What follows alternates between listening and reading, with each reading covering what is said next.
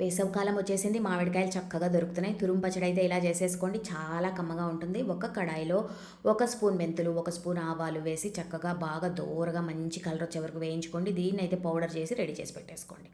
ఇప్పుడు అదే కడాయిలో బాగా ఒక అరకప్పు నూనె వేసుకోండి. దీంట్లో ఆవాలు, ఎండుమిరపకాయలు, వెల్లుల్లి రెబ్బలు, ఇంగువ, కరివేపాకు అన్నీ వేసి పోపు పెట్టుకోండి. తురుము పచ్చడికి కావాల్సినంత నూనె వేసుకోవాలండి. మీరు ఎంత మామిడికాయ తురుము ఉంటే అంత నూనె వేసుకోవాలి. ఇప్పుడు మనం పోపు బాగా వేగిపోయింది. పోపుని చక్కగా చల్లారనివ్వండి. ఇప్పుడు మనం ఈ పోపులో పెట్టుకున్న మామిడికాయ, నేనైతే ఒక చిన్న మామిడికాయ కొలతలు చెప్తున్నాను మీకు ఇవాళ. మనం వేసుకున్న పౌడర్ 1 స్పూను, తర్వాత 1 స్పూన్ కారం, తర్వాత 1/4 చెంచా ఉప్పు వేసుకుని చక్కగా కలిపేసుకోండి.